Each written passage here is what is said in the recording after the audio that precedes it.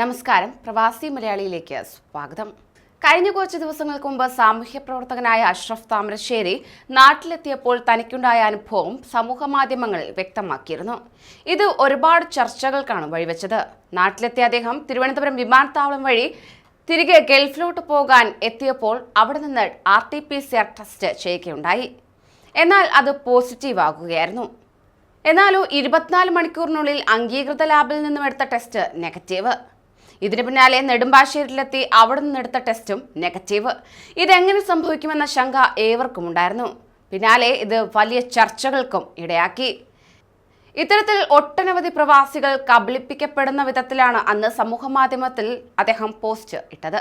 എന്നാൽ ഇതിനു പിന്നാലെ നേരിടേണ്ടി വന്ന സംഭവ വികാസങ്ങളെക്കുറിച്ച് തുറന്നു പറയുകയാണ് അഷ്റഫ് താമരശ്ശേരി.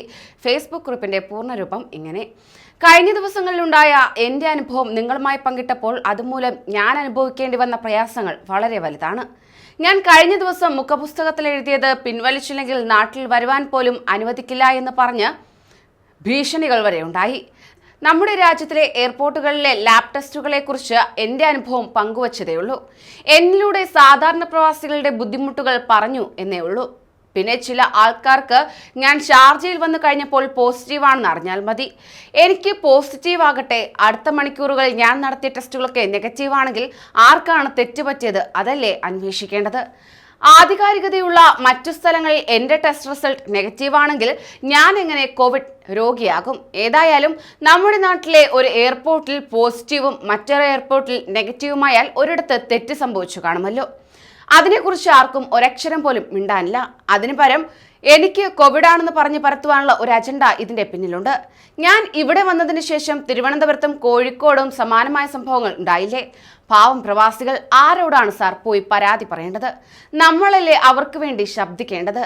സാമ്പത്തികവും മാനസികവും ഉണ്ടായ പ്രശ്നങ്ങൾക്ക് പുറമെ കൃത്യമായി ജോലിക്ക് കയറാത്തത് മൂലം എത്ര പേർക്കാണ് ജോലി നഷ്ടപ്പെടേണ്ടി വന്നത്? ഇതൊന്നും മനസ്സിലാക്കാത്തവരല്ല പ്രവാസികളുടെ പേരിൽ മുതലെടുപ്പ് നടത്തുന്നത്. ഞാൻ പറഞ്ഞത് തന്നെ വീണ്ടും പറയുന്നു.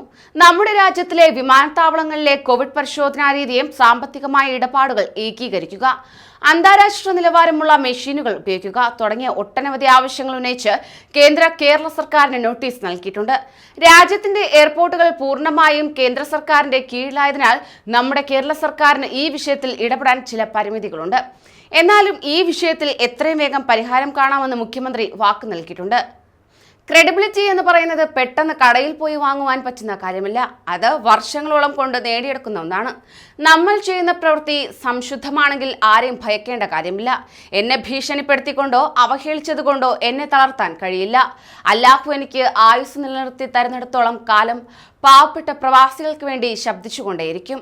അധികാരം കൊണ്ടോ മസിൽ പവർ കൊണ്ടോ പണം കൊണ്ടോ എന്നെ നിശ്ചലമാക്കാമെന്ന് ആരും കരുതണ്ട എന്നാണ് അഷ്റഫ് താമരശ്ശേരി കുറിച്ചത്. കൂടുതൽ പ്രവാസി വാർത്തകൾക്കായി ഈ ചാനൽ സബ്സ്ക്രൈബ് ചെയ്യൂ.